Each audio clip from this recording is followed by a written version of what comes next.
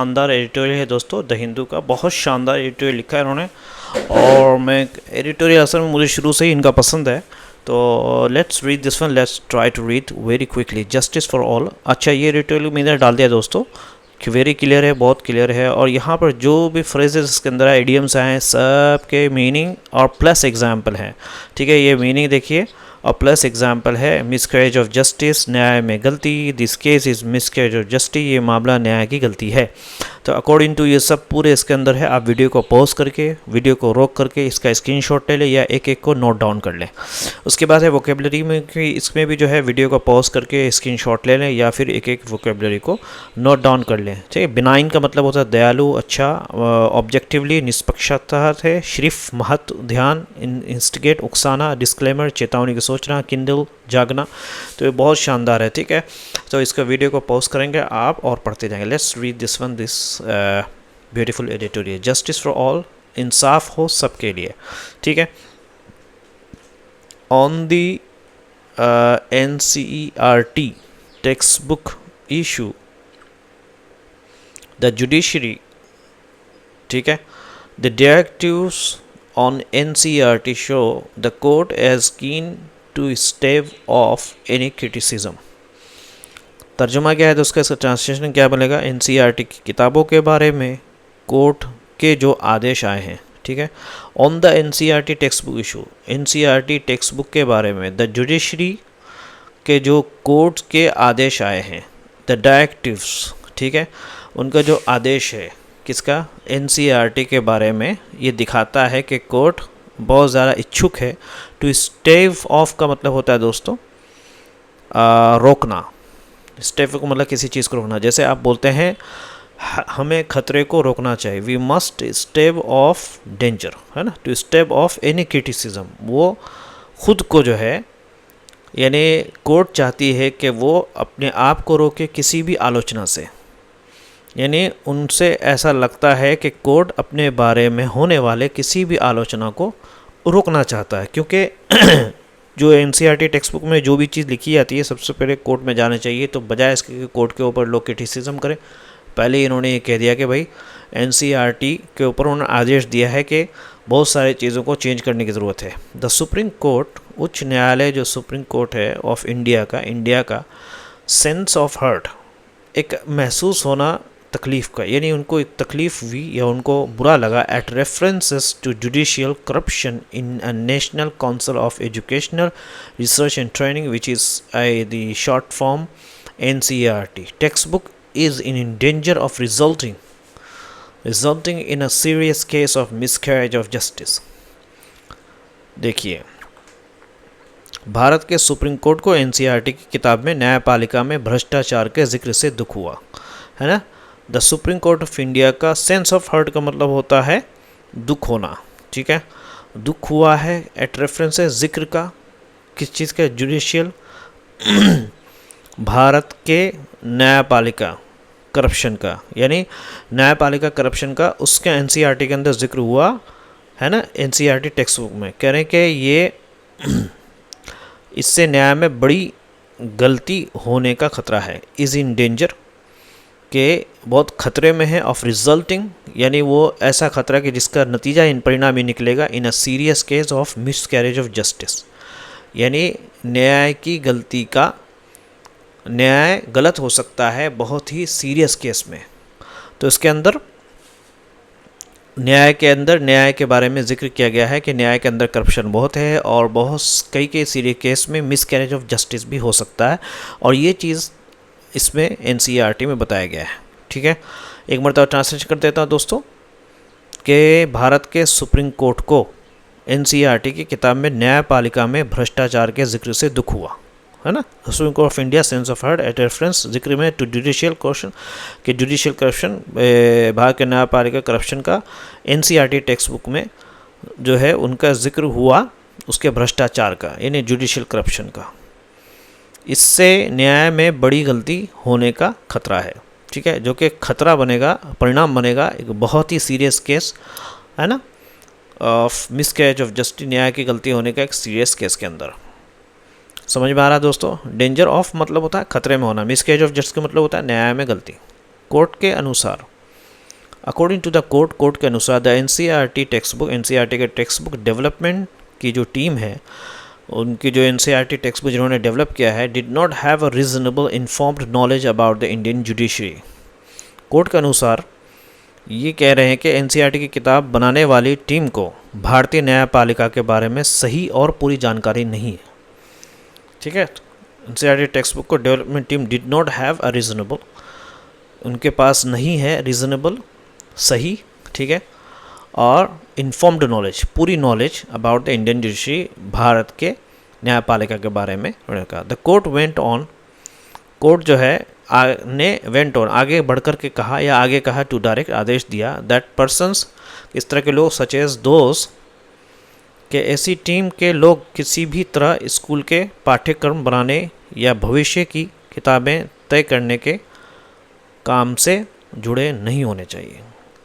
कि इस तरह के लोग, such as those in this team should not be, जुड़े हुए नहीं होने चाहिए, इन एनी मैनर, किसी भी तरीके से, with preparation of school, school के पाठ्यक्रम को तैयार करने में, या स्कूल के कार्यक्रम को, और या टेक्स्ट बुक के फाइनलाइज करने में, या उनको आखिरी मंजूरी देने में, फॉर द नेक्स्ट जनरेशन, हमारे फ्यूचर के लिए या बच्चों के लिए, ऑफ दिस कंट्री, इस कंट्री के नेक्स्ट जनरेशन के लिए, यानी हमारे भविष्य के जो बच्चे हैं उनके लिए इस तरह के लोगों को शामिल नहीं करना चाहिए, क्योंकि ये लोग बहुत ही गलत हैं। दिस स्वीपिंग स्टेटमेंट, कहने के ये बहुत ही बड़ा स्टेटमेंट है। ठीक है, इन एनी मैनर मतलब होता है दोस्तों किसी भी तरह में, इन एनी मैनर किसी भी तरह। एसोसिएटेड विथ मतलब होता है associated in any manner with preparation, जो कि जुड़े हुए हों। कह रहे दिस स्वीपिंग स्टेटमेंट, इस बहुत बड़े बयान ने पूरी किताब लिखने की प्रक्रिया पर चिंता और असर डाल दिया। दिस स्वीपिंग स्टेटमेंट, इस बड़े बयान ने has cast a shadow over, असर डाल दिया है, over the entire exercise of the textbook writing, पूरे टेक्स्ट बुक के राइटिंग के लिखने पर। जबकि कास्ट अ शेडो का मतलब, ओवर का मतलब होता है बुरा असर डालना। चूँकि अब लोगों के बारे में मन में ये रहेगा कि भाई ये टेक्स्ट बुक के अंदर जो भी चीज़ें हैं, बहुत सारी चीज़ें गड़बड़ हैं, जो कि अच्छी बात नहीं। वाइल इंसिस्टिंग, ठीक है, जबकि कोर्ट ने कहा है कि किताब छपने से पहले न्यायपालिका वाले अध्याय को स्वतंत्र विशेषज्ञ जैसे वरिष्ठ जज से मंजूरी लेनी चाहिए। जबकि जिद करते हुए, यानी इस बात पर इसरार करते हुए कि इंडिपेंडेंट डोमेन, जो आज़ाद स्वतंत्र डोमेन एक्सपर्ट, यानी उस सब्जेक्ट के एक्सपर्ट लोग हों, जैसे कि सच ए सीनियर जज होना चाहिए, टू अप्रूव, मंजूरी दें द चैप्टर्स, उन चैप्टर्स को जुडिशरी के बारे में, बिफोर पब्लिकेशन, जारी होने से पहले, पब्लिश करने से पहले ये ज़रूरी है कि जो भी चैप्टर जुडिशरी के बारे में लिखा जाए उसको पहले सीनियर जज से मंजूरी मिलनी चाहिए। The court could have initiated a similar process for other chapters as well. अब ये एडिटर साहब अपनी बात करें कि कोर्ट को चाहिए कि वो शुरू करे सेम प्रक्रिया, यानी प्रोसेस फॉर दूसरे चैप्टर्स के लिए भी, स्पेशली फॉर दोज, ख़ास तौर पे उन लोगों के लिए जो कि उन चैप्टर्स के लिए जो कि डीलिंग विथ हिस्ट्री, जो कि हिस्ट्री के साथ डील करें ना, जो हिस्ट्री के बारे में, इतिहास के बारे में, where the misrepresentation of fact, जहाँ पे क्या है सच्ची बातों को गलत तरीके से पेश किया जाता है, इस सम टाइम टिंग्ड विथ बिगोट्री। टिंग्ड विथ बिगोट्री का मतलब है दोस्तों, ठीक है, टिंजेड हो, टिंगेट ये भी बोल सकते हैं, ठीक है, थोड़ा मिला हुआ। डीलिंग विथ के बारे में होना, टिंगेट में मतलब थोड़ा मिला है, विथ बिगोट्री नफरत के साथ, यानी खासकर इतिहास के अध्यायों के लिए जहाँ कभी कभी तथ्यों को गलत तरीके से, यानी फैक्ट को नहीं, तथ्यों को गलत तरीके से पेश किया जाता है इस सम टाइम, और उनमें नफरत की झलक होती है ना। क्या है, टिंजेड विथ बिगोट्री, बिगोट्री मतलब नफरत, और इसमें मिक्स मिला हुआ होता है। आपको तो पता है ऐसा हो रहा है दोस्तों। इन द पास, अगर पहले की बात करें, Bharatiya Janata party BJP and it's allied, और उसके जो साथ वाले संगठनों ऑर्गेनाइजेशन ने हैड क्रिटिक्ड, आलोचना की थी इंडियन टेक्स्ट बुक पर, इंडिया के टेक्स्ट पर, ये कहते हुए सेइंग दैट दे वर, क्या है, मखौले, यानी मार्क, आपको पता होगा दोस्तों, and created westernized minds that did not hold India's past, its tradition and the Hindu religion as sacred। आपको पता है, और जो उसके साथ वाले संगठनों ने कहा था कि भारतीय किताबें मैकाले की सोच वाली हैं, ये कहते हुए कि दैट दे वर मैकाले, मेरे मखौले जिसको बोलते हैं, मैकाले वाली एंड की सोच वाली, एंड और उसने बनाया है, ठीक है, और बच्चों को पश्चिमी क्या है जैसे सोच देता है और बनाया है वेस्टर्नाइज माइंड्स, पश्चिमी सोच वाली यानी देता है, जो कि सोच वाली देता है और जिससे भारत के इतिहास, परंपरा और हिंदू धर्म के पवित्र नहीं मानते, ठीक है ना, जिसे वो भारत के इतिहास डिड नॉट होल्ड नहीं मानते इंडिया के पास से, इन्हें भारत के इतिहास को और उसके जो ट्रेडिशन या उसके कल्चर को या परंपरा हो एंड द हिंदू रिलीजन को एज सेक्रेट, मुकद्दस या कोई अच्छा धर्म नहीं मानते।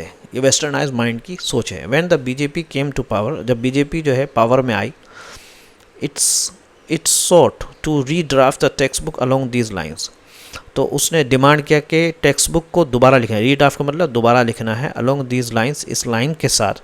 Now references to Hindu rituals and beliefs are found across textbook and objects. कह रहे कि हिंदू रिचुअल का, जो उनके चीज़ों का और उनके अकीदे के या उनके यकीन का जो भी वो सोचते हैं या जो उनका मानना है, वो पाया जाता है पूरे के पूरे टेक्स्ट बुक में और सब्जेक्ट्स के अंदर पाया जा रहा है, ठीक है। यानी तो उसने किताबों को इसी सोच के अनुसार फिर से लिखने की कोशिश की, ठीक है। अलोंग दीज लाइन, यानी जो सोच थी ऊपर कि क्या थी कि ट्रेडिशन के बारे में जिक्र होना चाहिए, हिंदी रिलीजन को सेक्रेट मानना चाहिए, और ये जो मैकाले की जो सोच है इसको वेस्टर्नाइज माइंड से है, इसको ख़त्म करना चाहिए। और इसके अंदर ये चीज़ इसी अलोंग दीज लाइन यानी इसी सोच के साथ अब हिंदू रिचुअल और बिलीव्स जो है वो टेक्स्ट बुक में पाया जाता है और सब्जेक्ट्स के अंदर। For instance a discussion on solar energy, अब कई किताबों में, अच्छा अलोंग दीज लाइंस का मतलब इसी तरीके से भी होता है, अलोंग दीज लाइंस है ना। अब कई किताबों और विषय में हिंदू रीति रिवाज और मान्यताओं का जिक्र मिलता है, ठीक है ना। ये तो मैंने आपको बता दिया, हिंदू रिचुअल है ना, रीति रिवाज और बिलीव्स और मान्यताओं का क्या है दोस्तों, पाया जाता है अक्रॉस द टेक्स्ट बुक, कई किताबों में, टेक्स्ट बुक्स में और सब्जेक्ट्स में। फॉर एग्जाम्पल, उदाहरण के लिए आप ये बताएं, क्या है, सौर ऊर्जा की चर्चा में अधर्य की पूजा का जिक्र है। For instance a discussion on solar energy के चर्चा में रिफर्स, उसमें जिक्र है टू द रिचुअल्स ऑफ अर्घ्यमा, ये हिंदू सिस्टम का एक पूजा का अर्घ्यमा का के रिचुअल का मान्यताओं का जिक्र है उसके अंदर, यह रीति रिवाज का। अवैदिक सॉल्यूशन, एक वैदिक नमस्कार है टू द सन, सूरज को, बाय पोरिंग वाटर, पानी डाल करके। इस तरीके से आपने देखा होगा दोस्तों, इस तरह हिंदू लोग करते हैं। तो उसके अंदर ये चीज़ का जिक्र है किसके अंदर, सोलर एनर्जी के चैप्टर में। ज्योग्राफी इज़ स्ट्रिक्टली साइंस, कह रहे हैं कि क्या है, भूगोल एक विज्ञान है, यानी ज्योग्राफी के बारे में स्ट्रिक्टली बहुत ही ज़बरदस्त एक विज्ञान है। बट अ ज्योग्राफी चैप्टर, लेकिन ज्योग्राफी जो भूगोल चैप्टर है क्लास 7 में टेक्स्ट बुक में, टॉक्स अबाउट अ डिवाइन, वो बात करता है एक डिवाइन फेमिनिन यानी देवी का, जो कि मौजूद प्रेजेंस प्रोवेडिंग हर जगह, वो हर जगह मौजूद इंडियन लैंड मास, इंडिया के बहुत बड़े ज़मीन पे, यानी इंडियन लैंड मास पूरे इंडिया में हर जगह मौजूद है एक देवी के बारे में। देयर बाय, इसीलिए मेकिंग इट से कि इसको बनाता है मुकद्दस। अब चूंकि देवी हर जगह मौजूद है, इसलिए इसकी वजह से क्या बन जाता है दोस्तों, इंडियन लैंड मास क्या होता है, एक सेक्रेट बन जाता है, एक मुकद्दस बन जाता है। द कोर्ट मस्ट अप्लाई, कहने के कोर्ट को ज़रूर अप्लाई करना चाहिए द सेम यार्ड स्टिक, क्या है, टॉक्स अबाउट को मतलब के बारे में बताना, देयर बाय मतलब इसी कारण, देयर बाय का मतलब क्या होता है दोस्तों, इसी कारण। कोर्ट को वही मापदंड इतिहास के अध्यायों पर भी लगाना चाहिए। The court must apply the same yard इसकी, ये वो मापदंड इट यूज़ किया जाना चाहिए फॉर द जुडिशरी चैप्टर्स को, हिस्ट्री के लिए भी, चैप्टर्स के लिए भी, इन द टेक्स्ट बुक के अंदर, यानी जिस तरह मापदंड जुडिशरी चैप्टर के बारे में कहा गया, उसी तरह हिस्ट्री चैप्टर के अंदर भी कोर्ट को यही मापदंड जो है अप्लाई करना चाहिए, क्योंकि हिस्ट्री के अंदर भी बहुत सारी गड़बड़ी हो रही है। Part 1 of the same social science, कह रहे कि सेम सोशल साइंस के पार्ट 1 में और टेक्स्ट बुक में फॉर क्लास 8 के डिस्क्राइब बतलाता है मुस्लिम शासकों को एज यूनिफॉर्मली, पूरी तरीके से, एंड सिंगुलरली को अकेले, जालिम, डिस्पोटिक एंड रिप्रेसिव, डिस्पोटिक बोलते हैं दोस्तों क्रूल, जालिम, एंड रिप्रेसिव और दमन या दबंग, वेयर यहाँ के हिंदू किंगडम्स आर दिखाया जा पोर्ट्रेट एज बिनाइन, बहुत ही जेंटल, नर्म, एंड रेजिस्टिंग मुस्लिम रूल, और मुस्लिम रूल को रोकने वाला बताया, ठीक है। यानी कक्षा 8 के उसी सामाजिक विज्ञान की किताब में भाग 1 में मुस्लिम शासकों को हमेशा क्रूर उल एज यूनिफॉर्मली हमेशा एंड सिंगुलरली और अकेले हमेशा क्रूर और दमनकारी बताया है, जबकि हिंदू राज्यों को अच्छा और मुस्लिम शासन को विरोध करने वाला दिखाया गया है। हालांकि कई हिंदू राज्यों में दोस्तों जो उनके जनरल मैनेजर थे, यानी मतलब जो फौज के जो मेन हेड था वो कई मुस्लिम थे। Objectivity is given short shift, कह रहे हैं कि निष्पक्षता, ऑब्जेक्टिव मतलब होता है इसमें निष्पक्षता को महत्व नहीं दिया गया है। शॉर्ट शिफ्ट का मतलब होता है दोस्तों महत्व ना देना। शॉर्ट शिफ्ट का मतलब होता है महत्व ना देना। शॉर्ट जिस कारण बनना है टू जेन्युइन फियर्स, एक सच्ची यानी असली डर है। जेन्युइन असली डर ये है कि दैट द नैरेटिव, कि इस तरह की जो कहानी है इज़ टू इंस्टिगेट, ये उकसाएगा बिगोटरी नफरत।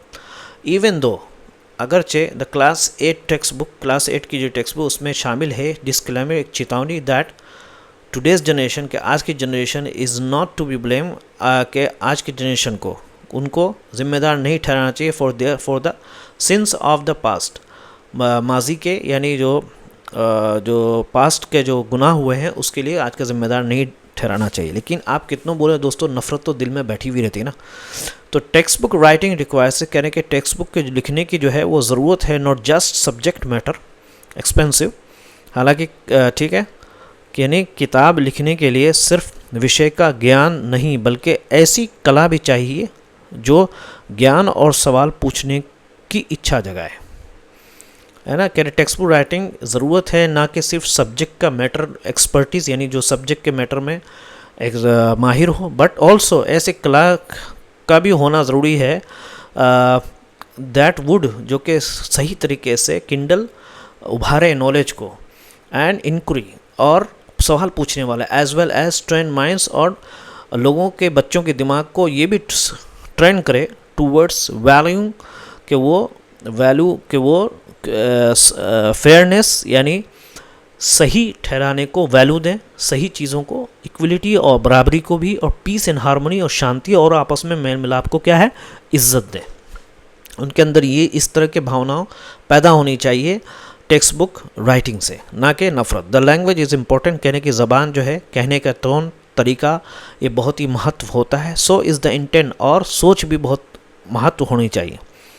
यानी किताबें लिखने के लिए सिर्फ विषय का ज्ञान काफ़ी नहीं दोस्तों, बल्कि ऐसी कला भी होनी चाहिए जो ज्ञान और सवाल पूछने का इच्छा जगाए। किंडल नॉलेज का मतलब होता है ज्ञान जगाना, और बच्चों के मन को न्याय, बराबरी, शांति और मेल मिलाप का महत्व देना भी सिखाए। ट्रेन माइंड्स मतलब होता है सिखाए बच्चों के मन को कि वो महत्व दें, क्या है, न्याय को, है ना, फेयरनेस न्याय को, इक्वलिटी बराबरी को, और शांति और मेल मिलाप को महत्व दे दें। कह रहे कि भाषा भी महत्वपूर्ण है, और इरादा भी महत्वपूर्ण होना चाहिए। जैसे भाषा महत्वपूर्ण हो तो इरादा भी, सोच भी, नीयत भी सही होनी चाहिए।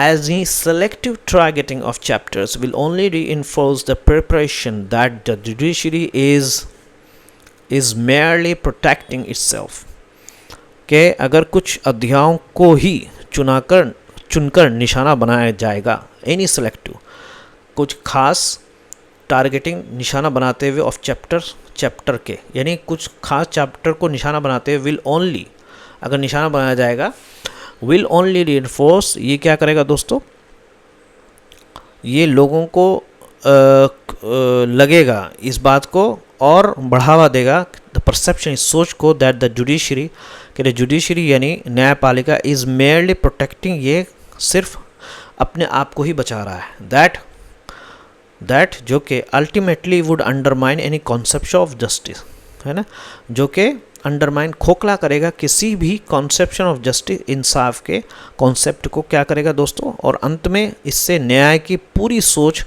कमज़ोर हो जाएगी। अंडरमाइन, कमज़ोर करेगा न्याय की पूरी सोच को अल्टीमेटली अंत में।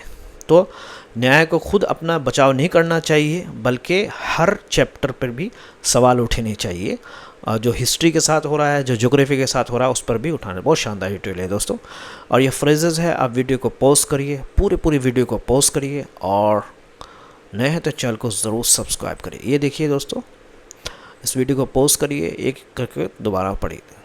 हेलो।